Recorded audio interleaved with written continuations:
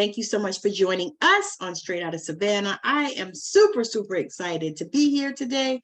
And my guest, Deni Van, one of my beautiful soul sisters, is here with me. I've been wanting to get her on the stage for, I don't know, a few years. But I'm so excited that she has chosen to join us today. So Deni, let the people know who you are and what it is that you do and how you can help them. Take it away. Thank you so much, Tammy. You know, I do a lot of things. You can call me Fletch. I love it. I love it. I know before we even started, we were already cracking up, you know, Exactly. It's like, okay, well, basically, I'm a linguist. I've been a professional linguist for over 25 years. I've been a reverend since I was pregnant for my first child. So I was 21, so over 30 years. Ooh. Yeah. So it went through a time where I was anti-Christian anything, and I didn't want Bible, nothing to do with it or anything like that. And then it was before everyone's world changed in 2001, Yes, I got cancer. Yeah. So it was in June. And then September, you know, it's like, okay, the whole world is falling apart, you know? Yes. And I had some serious internal work that came up, you know, it's like, okay, no, I don't want to do that chemotherapy, radiation stuff. And I was told. So did you? No, I said no. I was told I'd be dead in 2 years. So I had something else to do. I found a surgeon who removed the tumor. I found an oncologist who was willing to work with me. And she said I needed a plan. And that's when Dr. Mercola came in my life back then, when he was still seeing patients. And I began using and learning EFT and really working on the stuff. You know, it's like, man, there's so many inside this meat suit. You wouldn't believe it. Yes. So I learned to really take a look at, oh my gosh, this stuff is coming up. The one thing we want to do is push it away and not look at it. Yes. Right? I learned when we do that, that's where cancer comes from. Pushing it back down, pushing it back down, pushing it back down. Yeah, I'm gonna grab a drink of water. Yes. This is the conversation, because I have been studying this stuff as well for the last few years. Matter of fact, I got about 18,000 books right here, right now, because I truly believe that. I know that the thoughts that you think can cause disease. And I tell people, I was like, you holding on to that unforgiveness and that bitterness and all of that stuff is causing disease.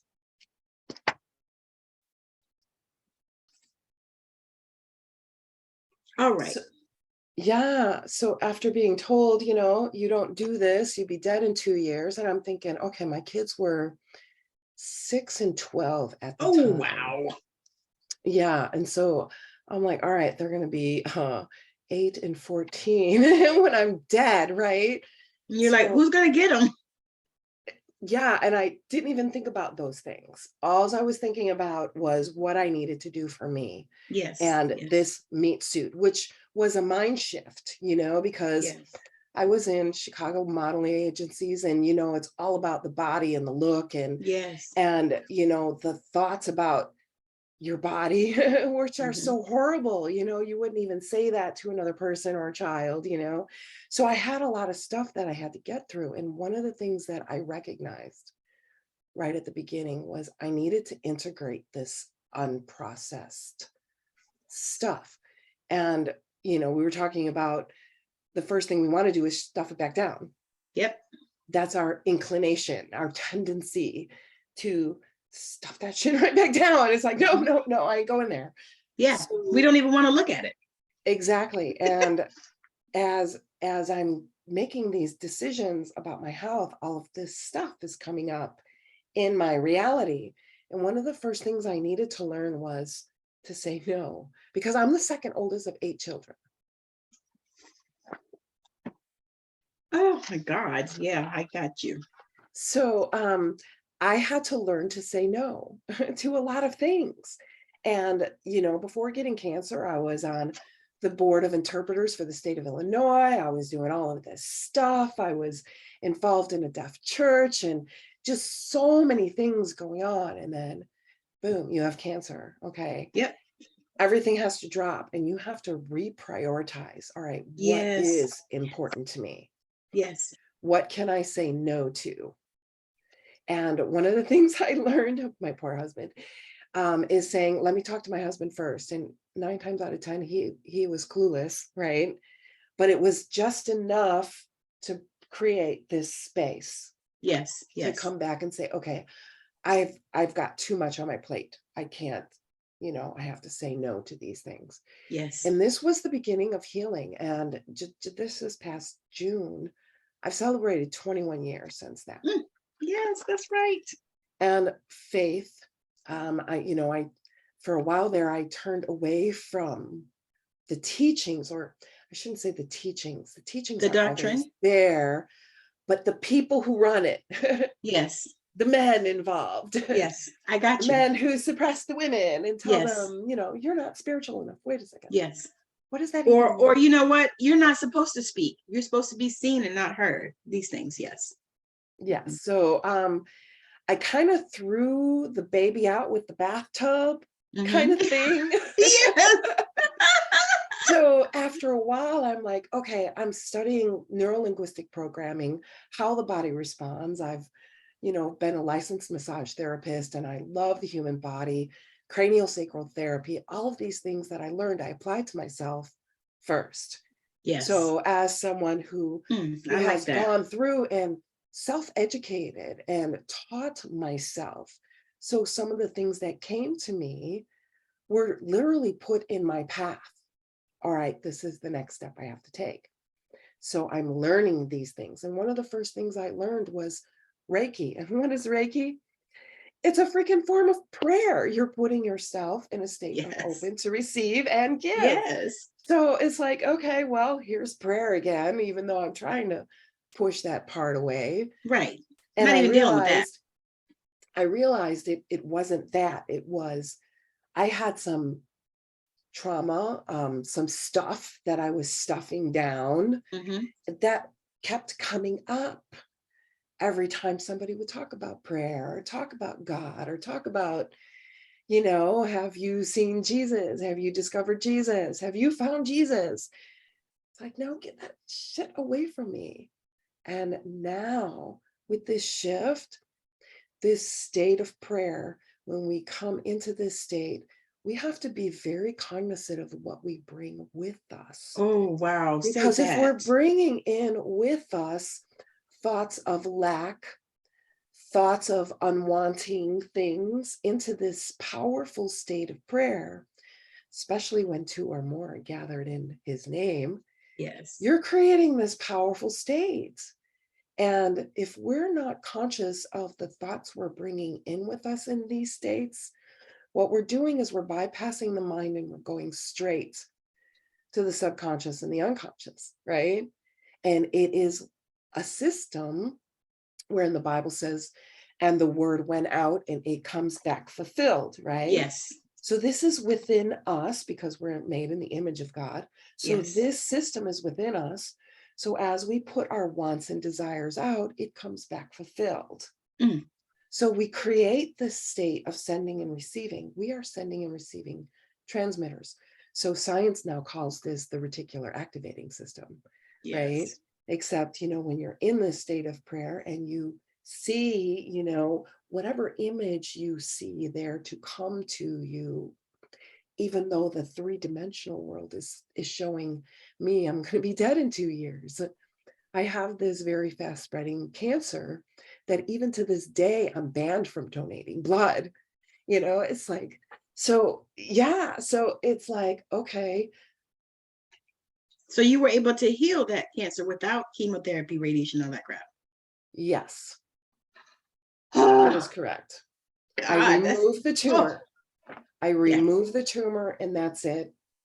My oncologist, for the first 2 years, I went every 3 months, then every 6 months, then once a year. And then 5 years, she said, I don't want to see you anymore. And I said, okay. That is so awesome. That's so awesome. Other things come up, it's been 21 years. Oh my gosh. And, as I get older, I realized that this meat suit has certain needs than what my mind thinks it needs. Yes. So Yes. there's kind of this learning process going Yes. on as I get Yes. older. And Yes. then looking to the Bible and go, oh, you know, fasting is a regular thing in a lot of spiritual practices. Yes. I wonder why. And then you do it.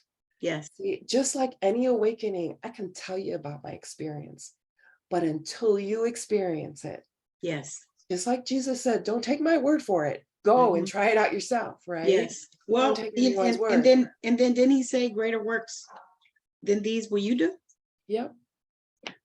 Especially together when two or more are gathered. Yes. The thing is, and I think people discount that.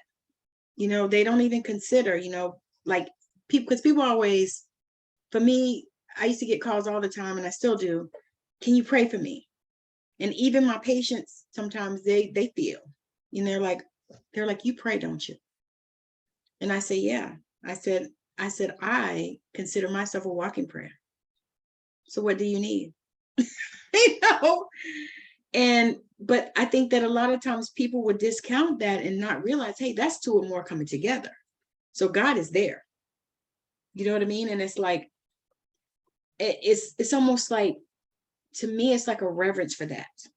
You know, when you gather together and you come together in co-creation, and, you know, it's like a reverence. It should be a reverence, you know? And I think that we don't always look at it that way.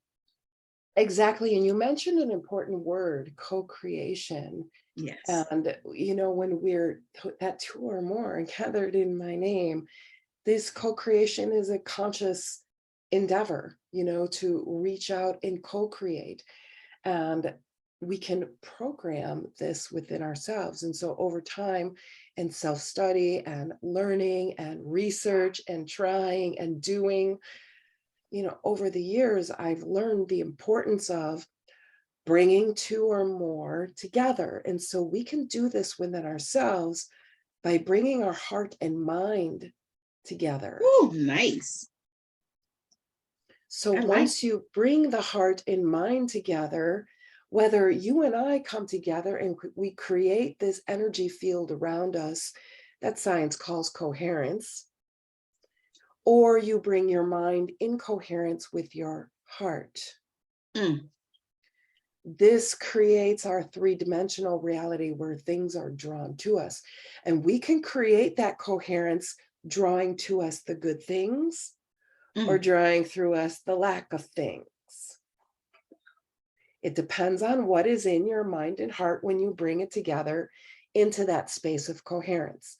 So you can call it prayer, you can call it hypnosis, you can call it shifting, whatever you call it when you come into this state of consciousness. I love that. I love that, because I love that. I love that. It seems that I've been talking to a lot of people lately that have been like, have gone through a lot of different type of traumas. And it's amazing to listen to their stories about how they were able to navigate, and some realized that there were lessons that they needed to learn, you know, different things. And it's awesome to see, you know, how people are waking up to that, because I think in the years past, we wouldn't have woken up like that. And then to me, the courage that you had for, you know, deciding to take control and ownership of your own damn body, even with, you know, this condition, this disease in it, you know, just taking responsibility for that, to me, that's huge. And I believe that so many of us, I think that's the reason why, and this is something that I've been on for the past little bit, but I need to share this with you real quick, because when you were talking about what you were dealing with, I had looked up asthma. So asthma in the metaphysical is trying too hard to please others, wanting to be perfect, difficulty saying no, standing up for yourself and expressing how you feel, pushing yourself to the limit until you feel exhausted and out of breath, feeling weak, anxious, and disempowered, allowing others to control you, feeling hurt, stuck, and caged. So I was like, wow, I mean, you sit down and you listen to that and you look at, because what you were saying, I was like, damn, this is what she's she's saying. She was taking on too much, doing too many things and being too many people, And I think that so many times we don't realize that that stuff takes a toll on us. And just like you said, as you grow older as well, you got to figure out a way to manage that thing, or just like you said, give it to God, and say, you And know feel what, it. I need you to transmute it. Feel it. Because Yes. when I was told, basically, I was yelled at. What are you? You've been dead in 2 years. So when I was told that there was just something inside, and I could feel it being pointed in the direction of fear, which is what the doctor wanted me to feel, Yep. was fear. Yes. But there was this tiny little voice inside that said, that's not for you. And so I didn't know what was, but it did take courage to listen to that voice and not go down the path of fear, because of course the doctors know it all, right? And saying no, and then listening and following through with that no, and honoring my choice. Yes, that's the huge part for me, because I honestly say that all the time. As a matter of fact, my husband and I talk about that. I said, I don't think that if they found something like that, I'm not doing all that. I'm not doing it, because I think it's just a fast way to kill you. Because I mean, you think about it, you're killing bad cells, but you're also killing good cells. And Yes. I think about that because my grandfather actually had colon cancer probably 20 or so years before he died. And they took a piece of his colon out, but he didn't do anything else. No radiation, no chemo, no nothing. And he was fine for probably 20 some years. And by the time, it had come back, it spread everywhere, but he was 80 some years old and he was ready to go, because my grandmother had already passed a few years. And so he was missing her, and because we were all shocked. He lasted even a year after she left, because they had been together 60 some years or whatever. And he was missing her. So I think that part of me thinks that maybe he opened the door to that so he could go. I really believe that, because it's like he was fine up until that point. Girl, he had retired and he still worked more, I think, after he retired than he did before. You know what I mean? Because he would, he was a plumber, so he would go and fix people's water and toilet and different things and stuff. And it was like, and he would work at his church and different stuff, so I was like, man. But when I look at that, and then my grandmother, same thing on the other side, she had breast cancer at 80. And she chose to just let them take the lump out. And that was it. I was said, I'm not doing all that. 35. Yeah. You were how old? I was 35. Yeah, see, that's hard. Yeah. Because you're right in the middle of that time where, you're raising your kids, trying to do what you do and trying to live and still trying to deal with this. So the fact that you honored your body is like, that's huge for me. I actually read part of your story. You did a post one time a couple of years ago when you were talking about it. And I was like, man, that is so powerful. That was actually one of the reasons why I connected with you, because I thought that was the most awesome thing, and then as I as I was in your world, because I think I did a challenge with you once or twice, and I've seen, some of your stuff. I was like, man, she's awesome and powerful, and that's, like I said, that's when I wanted to talk to you too. I was like, I got to have her on the show. I was like, because she is so powerful. I was like, just your aura. It's huge. So to clarify, this human is not powerful at all. It's the being that has all the power. Yes, so this is just the living cross, the living sacrifice. That's all. I love that. Yeah. So what are you doing now as far as how are you helping people? I have been helping and continue to help. I'm a professional linguist, and I've been getting and tell contracts. me what that is. Yeah, my specialty is nonverbal communication. Oh. I'm a master's level sign language interpreter, and so right now I'm working with second grade level, and it's been just a joyride. I have a 8-week contract with this this one client, and I've been doing it for over 25 years, and I've been in the coaching business the whole time. So this whole time, we do challenges and those kind of things, but something has brought me more for programming and developing. And so now I do my coaching more on my YouTube and our podcast. So opening up to those and keeping that going. We talk about like quantum healing codes and reprogramming your reality and tools that you can use, because not every tool is good for everything and doesn't fit all sizes.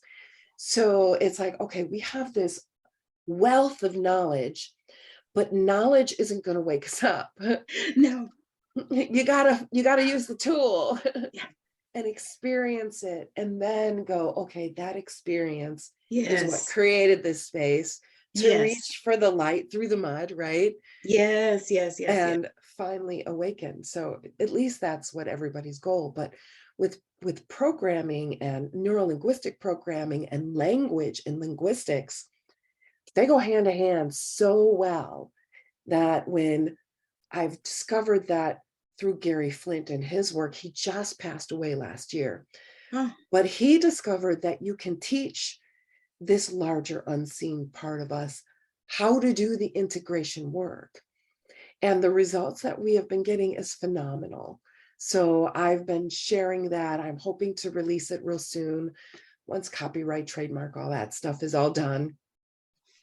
And my goal is to give that information away for free. That sounds like what was that thing? Something fusion. The thing that's supposed to help with the electricity, cold fusion or something. That's what that sounds like. Awesome. Like a huge concept like that would change the world. That's what it feels like to me. Yeah. I posted it on Udemy for like 3 days, and I had like 2,100 downloads. And so I took it off because it wasn't finished being trademarked and copyrighted and all that stuff. So once it's all done, then we're giving it to the world. So that is like, I felt that. And it's using your own nervous system, teaching your nervous system how to process that stuff that's coming up. You know how guys, they don't want to get in touch with their feelings? Yes. Well, this is a way where they can put a number to how they're feeling, the tightness they're feeling. It's like, the tightness is a 10. They don't have to call it anger. Am I touching with my feelings? I don't want to get in touch. I have 4 brothers, so I know about this, So working with this, and then kids get this. It's making the subjective, making it objective. So with that shift right there, integration is already beginning. So it's really powerful. I can imagine. Oh my God. I cannot wait. I'm so excited for that. So how did you actually get involved in all of this? Besides, I really want to know how you got to be the linguist. I really want to know that, because that is not a common thing that you don't hear about that. There's not a lot of us on this level, but you'll see sign language interpreters a lot more, especially in big cities when they do announcements, you'll see the person in the bubble doing interpreting. So I used to have one in my church, I remember. And I do consulting and that kind of stuff. So that's like the brunt, but along the way, I've learned about the body and how it works and how it heals, and the nervous system and personal psychology, not so much, therapeutic psychology. I went through that. And boy, every time I went to go see the therapist, my nervous system was inflamed. I can feel that. Yeah, it's like, okay, really? Every time I'm inflaming my nervous system, and it's going through the trauma again. Again. So you don't go through. So it's re-traumatizing you. Exactly. So this integrates. There's no re-traumatizing. Because the thing about it is, if you think about it, you don't want to be re-traumatized. It's I bad know for I your don't. nervous system. Yeah. I mean, I was good the first time and dealt with that and all that. And, yeah, do you find that many people that have dealt with extreme trauma, when they come see you, because I know you see them, when they come see you, that they are surprised that you are able to help them in a way that is unconventional? Yeah, the words sometimes I get are, I feel I've been truly born again, because then they can tell the story with no emotional reaction at all. Yeah. Yeah. And it I starts love with that. permission. I don't do a thing. The only thing I do is teach. There's 3 parts of you. We know this: our focus, awareness, and attention. What's going on in the unconscious? We don't know what's going on down there. And then the subconscious, which sees both. So we teach the subconscious how to integrate what comes up in the unconscious. Nice. And we teach it through allegory and story. So as I'm speaking to people and I'm telling them this allegory and the story, the mind goes, why is she talking about that? But the subconscious goes, got it. That is, yeah. Because the thing is even if people are not at the level where they're wanting to receive, their subconscious will get it. And so I really truly believe, and I actually learned this technique years ago. I think I was a teenager. My grandmother showed me, but I didn't realize then the magnitude of it. She was like, you speak to their spirit. You speak to their spirit. Don't talk to them, because they're not going to get you on that level, on the conscious level. But she would say, speak to their spirit. And so that's what I learned how to do. I was a teenager at that time. My spirit, his name's Albert. High five. Hey boy, how you doing? So how you doing? What's up? Exactly. And so what's important when we begin this process is we start with permission. And I use a pendulum to ask 4 questions or answer 4 things. It's a yes, no, a maybe, because sometimes childlike things come up from the unconscious. Yes. So it'd be like, well, maybe, and then polarized. So energetically, so awesome. I know mine is probably over there on the shelf. I was gonna say I have mine just sitting on the table, because I was playing with them earlier, because I had bought this one, which is I love it. amethyst one, right? I love that one. And this one, some native guy in Tucson made. Oh, I love this one. This is Moonstone. Oh, I love that. Oh my God, I love it. Love it. Yeah. So And I'll this I start got out with from permission. somebody else. Oh, I love that. Good that you're wearing it. But yeah, so you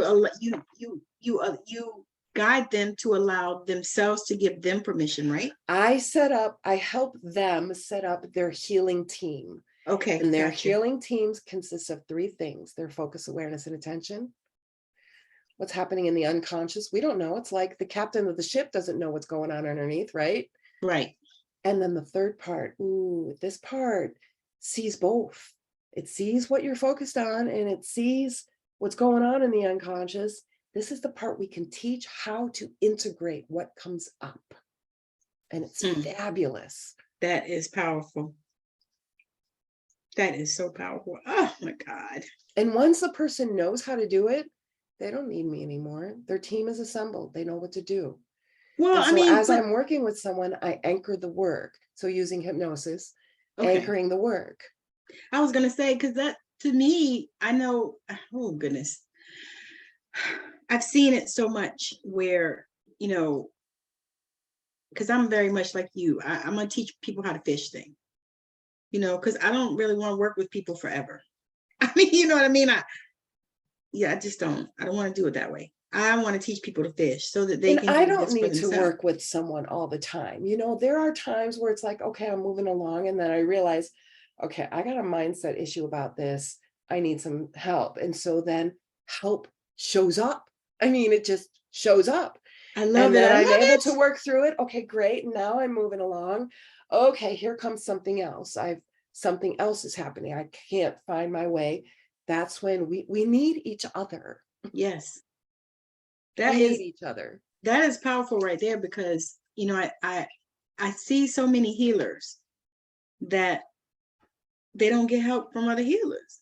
And then they end up projecting on their people Yes, I was everything they're like, not healing. you're like, no, see, no. Because I had somebody laugh and I said, listen, if you're a massage therapist, you can't rub your own body. You need somebody else to rub you. Usually doctors have other doctors. Lawyers have other fucking lawyers. You know, what is the problem? Why do you people not realize that sometimes even as a healer, you need some help? I know I did. And I started reaching out because I actually had a reading from somebody and I can't remember who it was, but they gave me a reading and they were like, you got to reach out, you know, to people if you need, you know, because I know for me, I was afraid to do it, you know, because you see so many things, especially when you first come in this arena, especially online, it's like, oh my God, you know, she's a whatever, and she's way over here and this, that, and the third. But you know, the thing of it is we all need help. We all need help.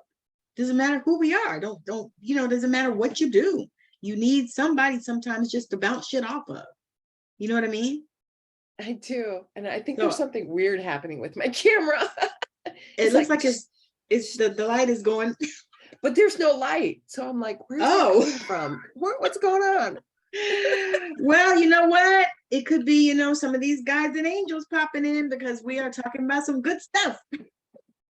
This is amazing stuff. Thank you so much for having me.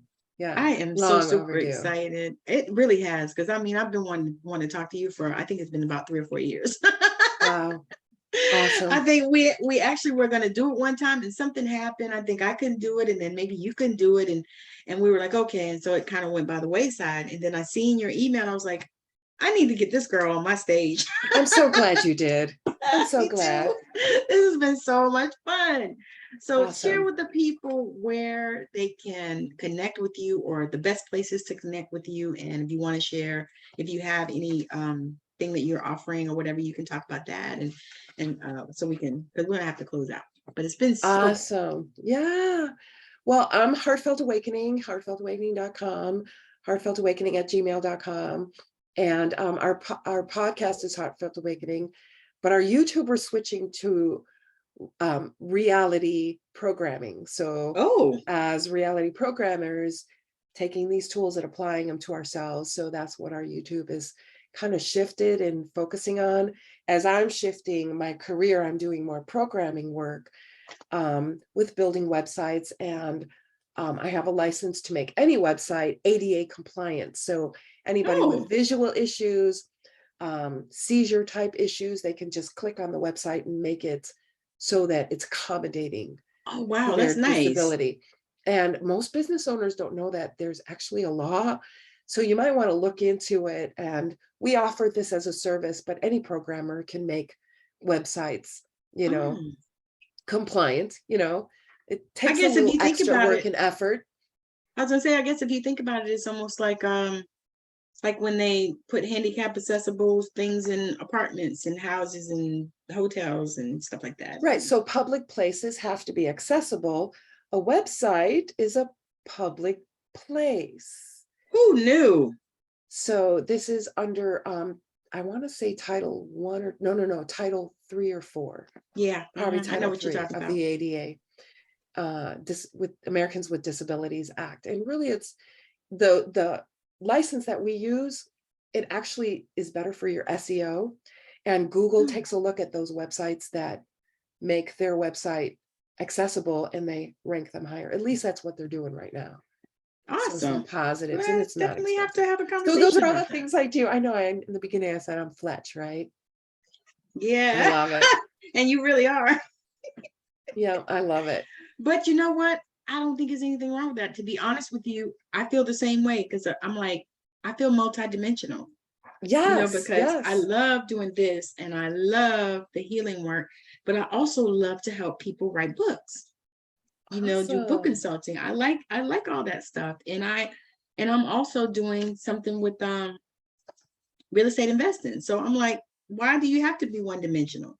You don't. I mean, I'm working with a client right now, and I'm helping him program his Roku channel. Oh, wow. I did not realize that was a thing.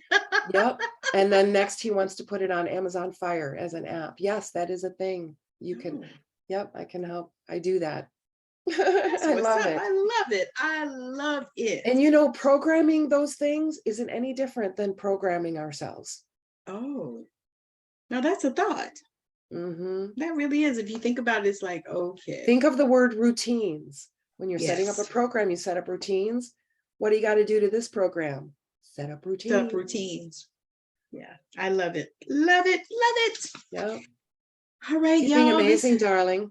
I was going to say it's been amazing. I have enjoyed this. As Abraham Hicks says, I've enjoyed this interaction immensely. It's been so good. I have been wanting to talk to this beautiful soul for so long, and I hope that she realizes I count her as one of my soul sisters. Thank you. Thank you. So I'm super honored that she has graced my stage. So if you are enjoying this show, make sure that you like, share, and subscribe it when you see it on YouTube, and that you register, subscribe on any other platform that it's on, because it's on Anchor, it's going to be on Spotify, it's on Listen Now, Radio Breaker, Amazon Music, iHeartRadio, all these other places that I can't remember right now, but it's out there. So if you are looking for Straight Outta Savannah, you can find it anywhere. And if you are looking for help with your reality programming, you might want to reach out to Sister Deni Van, because she can help you. All right. So again, thank you so much for joining us on Straight Outta Savannah. It's been amazing. I have loved it. I wish I could talk to her for 5 hours. So we will be back again next week. Thank you so much for joining us. Bye now.